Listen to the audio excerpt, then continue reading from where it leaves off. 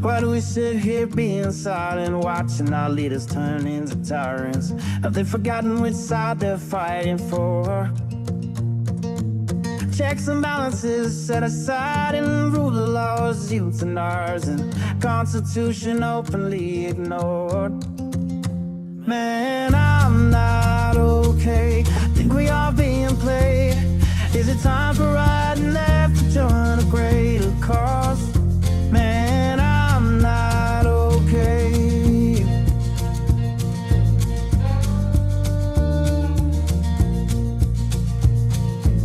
The rich claim to be victimized just to attack the marginalized. Is 1% really worth more than all the sick and poor? Always preaching about fellowship while planning their dictatorship. Now we've seen how all of this plays out before. Man, I'm not okay. Think we are being played. Time for you and I to join our country's call. Man, I'm not okay.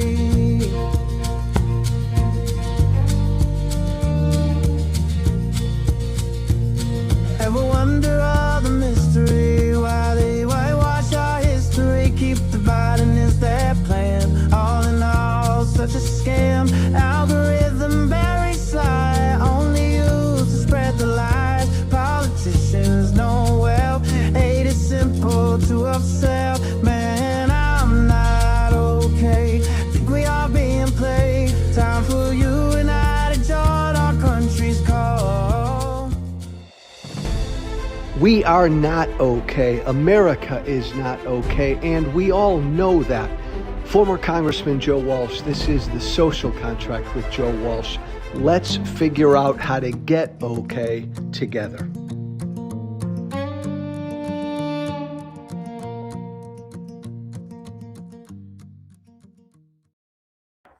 Hey, I got to tell you this Thursday, welcome everybody. Hope you're having a good week. Former Congressman Joe Walsh with you this Thursday. I'm sick of the double standard. I'm just so damn sick of the hypocrisy, the media hypocrisy, I suppose, most of all. The hypocrisy on the part of, in this case, Republicans, all of Trump's supporters. We've had two old-ass presidents in a row, right? Joe Biden was old, man. Too old, man, right? And clearly, the last couple of years, he'd slowed down. And clearly, he had no business running again. And again, clearly, he had slowed down. And there were questions and issues about his cognitive ability.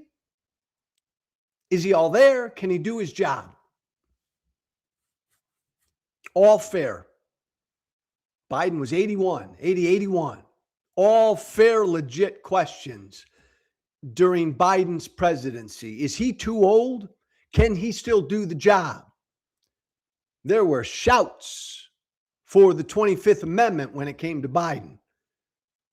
The media covered Biden and his age and how he was slowing down. It was a big old issue every damn day the last 2 years of Biden's presidency. Fine. All legit. And I was right there with them. Biden had no business, I said, along with millions of others, even thinking about running again. He's too old. That was the focus. That was such the focus of the Biden presidency. He's too old. He's slowed down, can no longer do his job. 25th Amendment. None of that with Trump. Books were written. Journalists began writing books during Biden's presidency. Too old. Democrats covering up how old he is. Democrats covering up. He can't do his job. None of this with about to be 80-year-old Donald Trump. None of it. Media doesn't seem interested. Media doesn't seem to care. Media thought they could make money writing books about Biden, how old he is. With Trump, we don't really care. Is he slowing down, Trump? Nah, we're not even going to talk about it. Losing cognitive ability? Not even going to talk about it.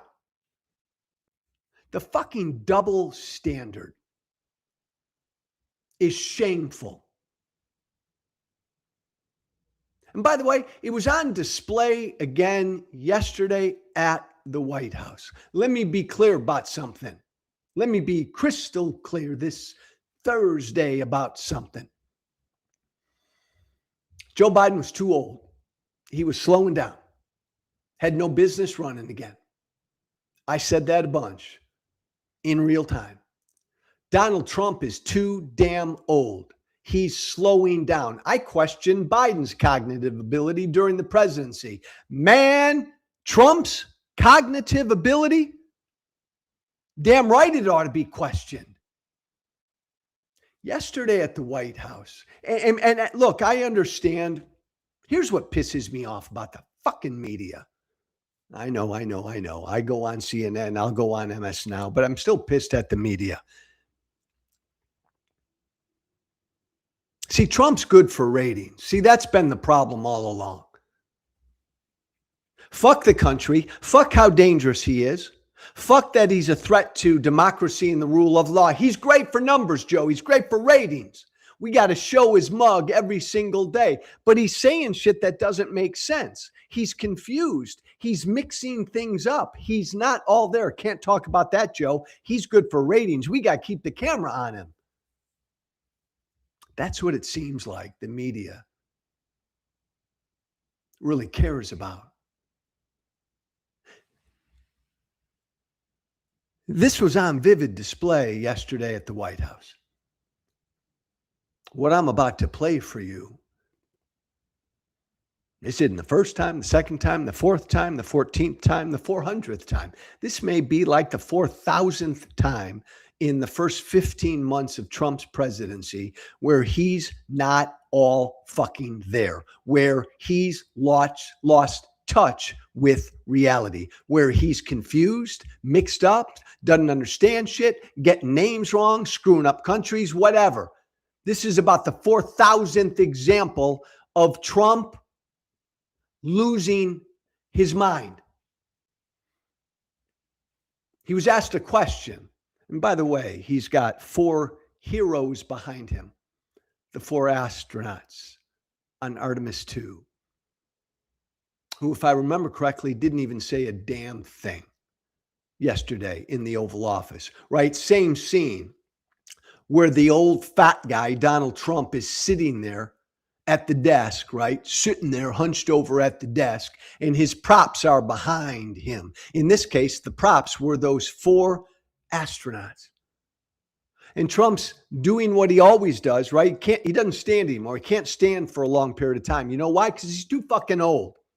So he sits down and hunches over and he holds a press conference. And the media just loves it because again, remember, he's great for ratings. So they just boom, boom, boom, bombard him with questions. Doesn't matter if he lies. The media didn't care if he lies. Remember, the media stopped covering his lies years ago. Doesn't matter that he lies. Doesn't matter that he's nuts. Doesn't matter that he's mad. Doesn't matter. He's great for ratings. The media just keeps asking him questions. He was asked a question, I think by CNN's Caitlin Collins, about the war in Ukraine. I'm going to play this entire clip. I think it's about 1.5 minutes. Listen to what Trump said. Go, Keith. So we had a good talk. I've known him a long time. I think he was ready to make a deal a while ago. I think some people made it difficult for him to make a deal. Stop for one moment. Stop for one moment, Keith. Stop for one moment, Keith. We'll start over if you have to. He's talking about Putin. I've known him a long time. Donald Trump had like a 2-hour conversation with his boss yesterday, Putin. And by the way, after Trump's 2-hour conversation with his boss yesterday, Vladimir Putin, Trump works for Putin. All of a sudden, Trump came out and posted and tweeted, you know what? The American troops, that we have stationed in Germany, I think we'll get rid of them. Oh my God, music to Putin's ears, right? He, again, all consistent with Donald Trump working for Vladimir Putin. So he's referring to Putin here because he's asked a question about the war in Ukraine. Continue, Keith. Ends first.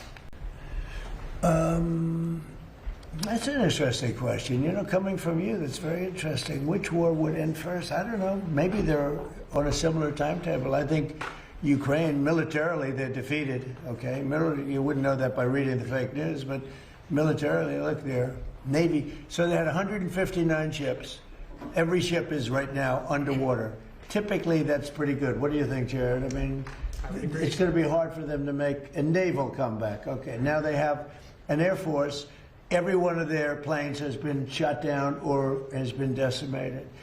They have missiles, about 82% are gone, and they have drones, and most of them are gone. Most of the factories are mostly gone, and we have tremendous anti-drone equipment now, between lasers and that new, very special machine gun that knocks them out of the air like flies. And we use bullets instead of $1 million, missiles to knock out a $30,000 drone. So I would say Jared would tell me that with everything you just heard, typically we're in pretty good shape. And in addition, their economy is crashing. Their, as you know, their money, they go with their money, they don't have a name for it. Their money is valueless. They've got inflation that nobody's ever seen before. Other than that, I think they're doing quite well. If you read the New York Times, you'd say they're doing wonderfully because it's fake news. Okay, or Keith. If you watch CNN, Thanks, man. I mean, you cover it all the time. Thanks, man. For about a minute and 10 seconds there, the President of the United States believes he's talking about Ukraine. And he's actually talking about Iran. He's asked a question about Ukraine. He begins to talk about Ukraine. He says Ukraine. And he says they've already lost the war. And when he says that, he's talking about Iran.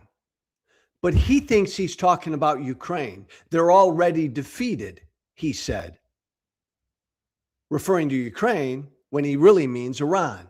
They got no ships left. Done. 159 ships, they're all gone. He thinks he's talking about Ukraine. That's Iran. They got no airplanes left.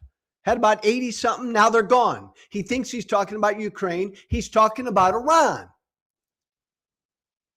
And he goes on and on and on, describing how, oh my God, Iran's economy, they're crippled. They're done. He's talking about Ukraine. He thinks he's talking about Ukraine when he's actually talking about Iran. The President of the United States, for a minute and a half, confused Ukraine and Iran. Period. I heard some talking head on TV last night said it appears that he's confused. It appears that he really meant to be talking about Iran. No, it doesn't appear a damn thing. He is confused. 100% he's confused. He confused Ukraine and Iran. Period.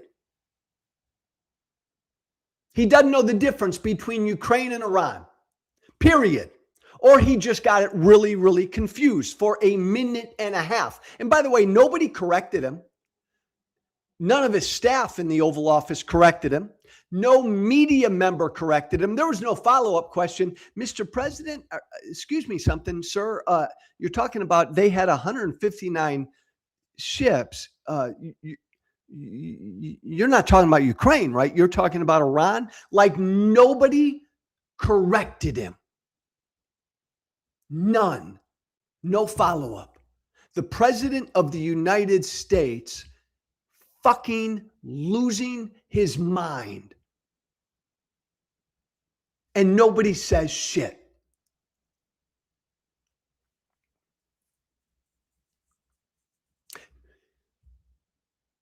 Go back 3 years.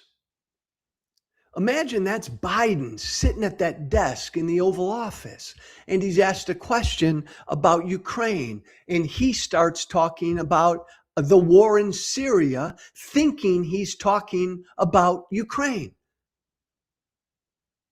My God, the media in the Oval Office would be jumping all over him. The New York Times, the Washington Post, everybody that night, the next day would say, uh-oh, whoa, this is really concerning. This is alarming. President Biden confused big time. Ukraine and Syria, whatever. Oh my God. You'd have turned on Fox News that night.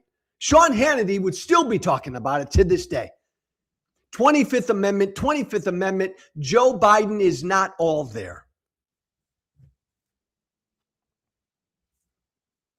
None of that with Trump. The president of the United States, completely fucked up in the head. Completely fucked up in the head. Thinks that Ukraine is already defeated. Nothing could be further from the truth. Thinks that Ukraine had 159 ships and they're all gone. Nothing further could be from the truth. Thinking Ukraine used to have a few airplanes, now they're all gone. Nothing could be further from the truth. I just don't believe. I always feel like I'm dying on some hills. This is a hill I'm going to die on. The other hill I'm going to die on is the damn ballroom, man. I run for president in 28, man. Day one, that ballroom's coming down. That's another hill I'll die on. I'll die on this hill. Donald Trump is not all there. We're 15 months into his presidency, and he's losing his mind. And the American people are not talking about it. Shame on the American people. And the media is not talking about it. Fucking shame on the American media. Fucking shame.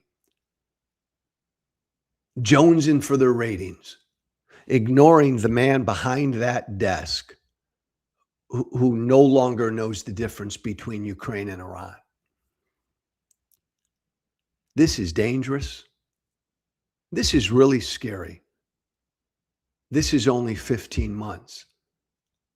And day by day, Trump has always been untethered to truth. Here's the deal. Day by day, he's increasingly untethered to reality. That should be a big fucking story.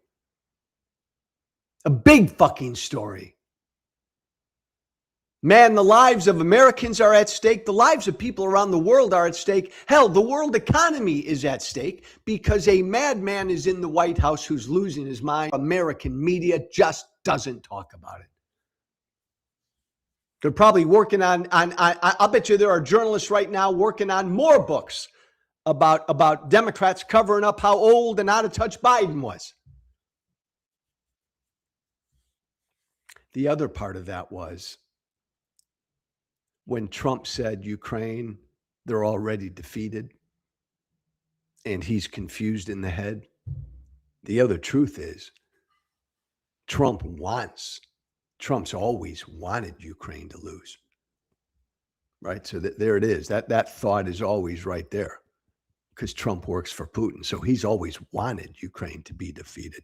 The other aspect of this, and I don't want to spend tons of time on this, Trump's in the Oval Office. The 4 astronauts, the 4 heroes are behind him. They, by the way, generally look miserable having to be there. They, by the way, didn't, I think, say a damn thing. It's just the Trump show. But they're sitting behind him. Again, this old, senile, fat guy slumped over at the desk using these 4 astronauts as props. And Trump actually spent most of his remarks prior to taking questions from the media, most of his remarks about the astronauts and the mission Artemis 2, the vast majority of it was Trump taking credit for the whole damn thing. And then Trump going off on how he could have been an astronaut. He could have been a great astronaut. He had the mental and physical capabilities to be an astronaut. He'd have been a great astronaut. Trump talking about himself, what a wonderful, great, accomplished astronaut he would have been. He could have been one easy. I kid you not. When there were 4 real-life astronauts behind him. And Christina Cook, one of the 4 heroes, there was this moment where there was this priceless photo about 3/4 of the way into this Trump batshit crazy show where Christina Cook, one of the astronauts standing behind Trump, is giving him a look that is just priceless. Keith, do we have that? Look at that. Look at that. Christina Cook, astronaut, looking at him, the back of his head, as he's talking about what a great astronaut he could have been. Not that hard. He could have been one, he said. And there she is, I mean, blazing a hole through the back of his head. What a great photo that is. And of course, you recognize the bust behind her, who that is. But what's really interesting is, keep that up for a sec, Keith, Christina Cook. I don't remember seeing a picture of her not smiling. I only know pictures of her these last few weeks where she's smiling.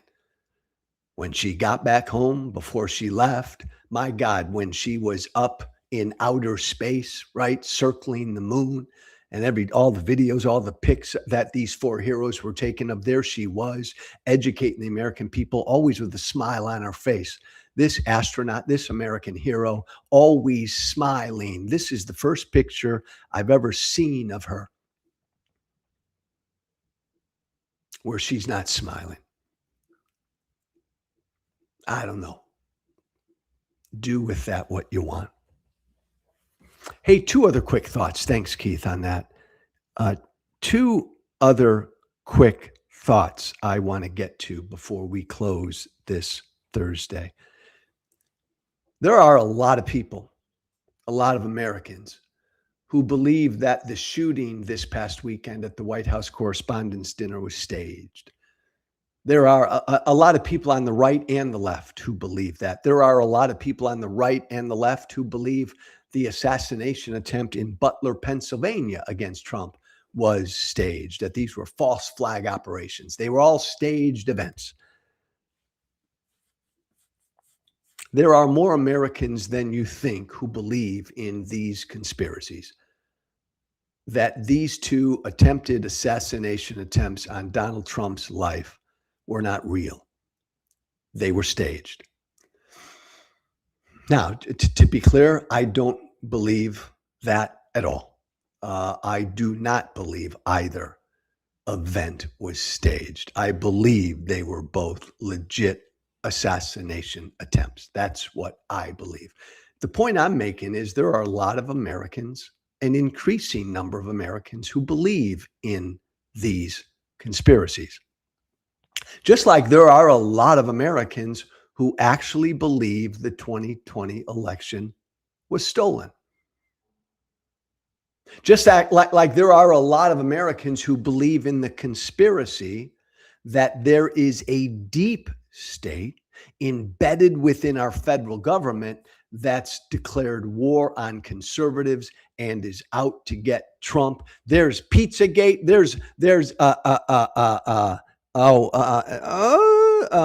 I'm forgetting the other big one. I'm just drawing a blank. There are so many conspiracies out there. And it seems to me, and it's not just the domain of the right. I'll tell you what, because of my strange political journey from Tea Party to independent to never Trumper to now temporary Democrat, I hear from a lot of folks on the left who believe the 2024 election was stolen. Not at all to the degree. I mean, 80% of Republicans still believe the 2020 election was stolen. But there are people on the left, there are Democrats who believe Trump and Elon Musk stole the 2024 election. What's intriguing to me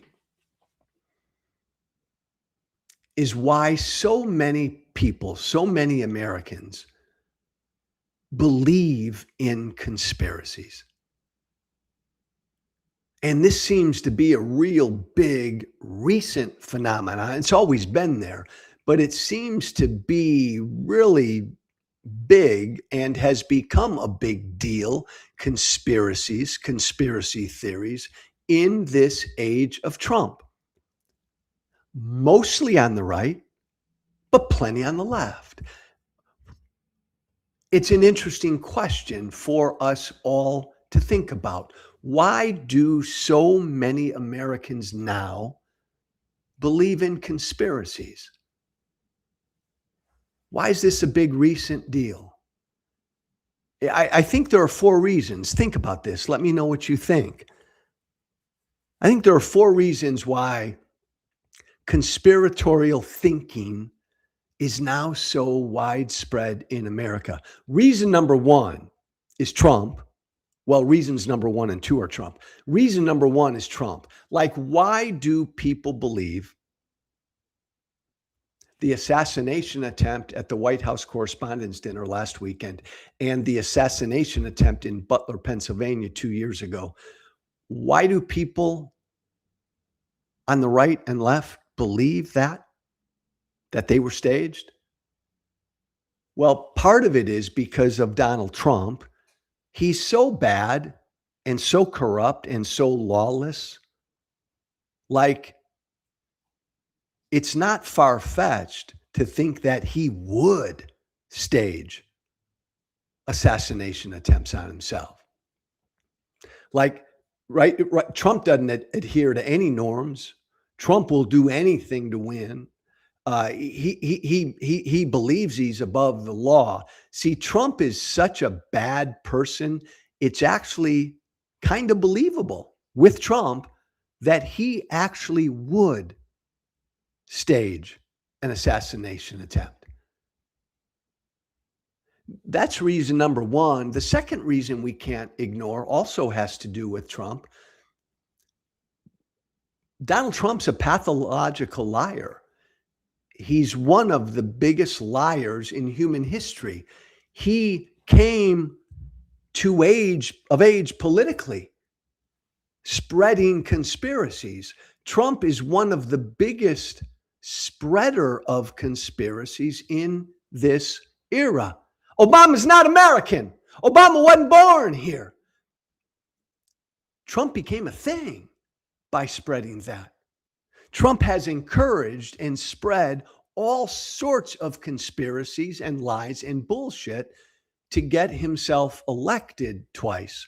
So I think that's another big reason. Donald Trump himself is a pathological liar and a huge conspiracist. Why do so many people now believe conspiracies? The last 2 reasons have to do with us, I think. And I do want to know what you think. If you want to send me an email, always do. The Social Contract with Joe Walsh at gmail.com, all one word. Let me know what you think of my theorizing here on why so many, thanks Keith, why so many Americans believe in conspiracies. I think the third reason so many Americans today believe in conspiracies is because we're so damn polarized. We're so dangerously polarized. And because we're so dangerously polarized, we want to believe the worst about the other side. We want to believe the worst.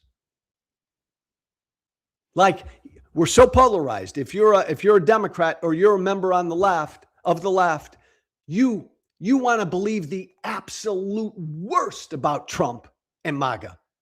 So you can believe, of course, they might do something so hideous as actually making up and staging an assassination attempt. We're so damn polarized. We have gotten to a point where we think the absolute worst of each other. Republicans back in 2020, no way could we have lost an election to Democrats fair and square. No way could Trump have lost to Biden. No, we've got to believe the worst about Democrats. They stole it. They stole the election. We're so polarized.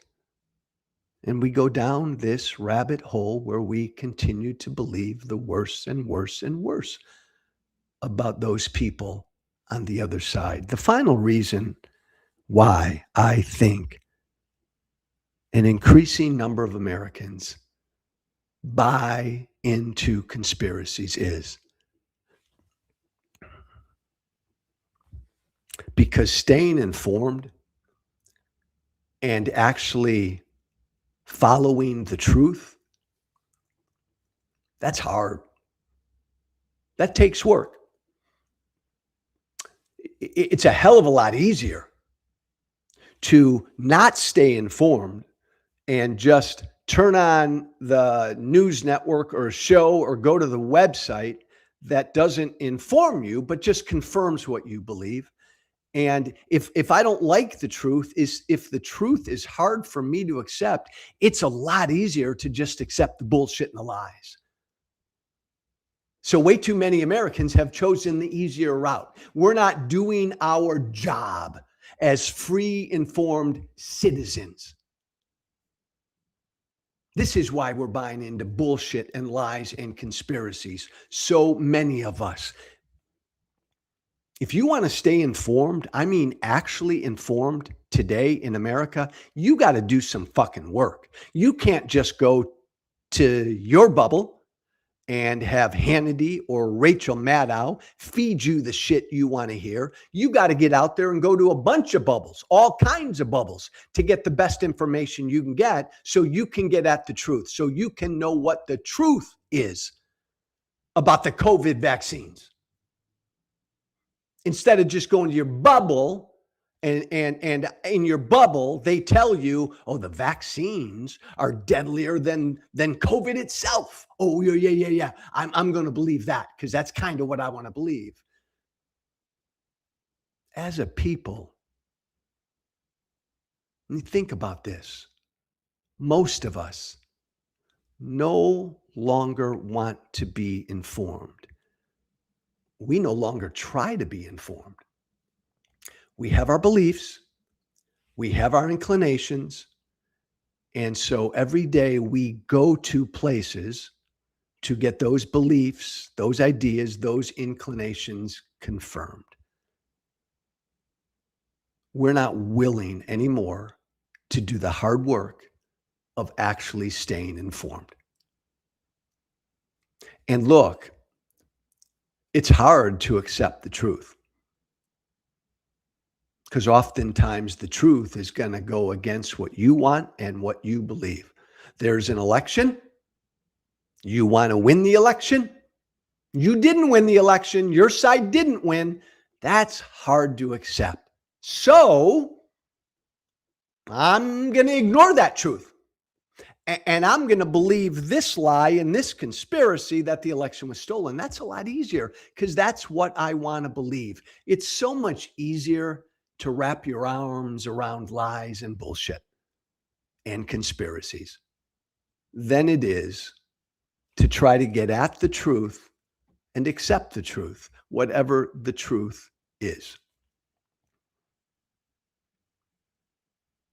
The American people have stopped doing their job, I believe, in a lot of ways as free citizens to help keep this democracy going. This is one big area because without an informed public, we're fucked. Without an informed, engaged citizenry that stays informed and educated, and doesn't go down conspiratorial rabbit holes, without an informed citizenry, this thing can't stand. This democracy, this 250-year-old constitutional republic can't make it without an informed citizenry at all. And with a citizenry becoming more and more detached from what the truth is, because it's so much easier to believe bullshit and lies and conspiracies. We can't stand this. This is our job. This isn't on Trump, isn't on anybody else. This is on the American people to change, to do the tougher work. It's a problem on both sides. It's more pronounced on the right. Fair's fair. That's my take. This problem of not wanting to be informed and not accepting truth, and just it's easier to buy the lies and the bullshit. It's more pronounced on the right, but it's on both sides. Keith, I'll stop there. Had one other thing I want to get to, but I'll save it for another day. HopeNotFearProject.org. There it is right there on my shoulder. HopeNotFearProject.org. Check it out. Every 2 weeks, I'm going somewhere in the country and putting people in a room who disagree, and we're having conversations, tough, honest conversations. We've got content from those conversations at the website for you to look at. Check it out. HopeNotFearProject.org. My Substack, Social Contract with Joe Walsh. .substack.com. Social Contract with Joe Walsh. .substack.com. I've got a cool piece up there right now telling my new political party, quit being such fucking wussies. Quit being so afraid. Quit being so weak. Toughen up, Democrats. I think you'd like the piece. Give it a look. Social Contract with Joe Walsh. .substack.com. Hey, have a good rest of your day. Be brave. Thank you for listening. Remember to listen, follow, and share The Social Contract with Joe Walsh on Apple, Spotify. Plus, don't forget to subscribe to The Social Contract on Substack. This has been The Social Contract with Joe Walsh.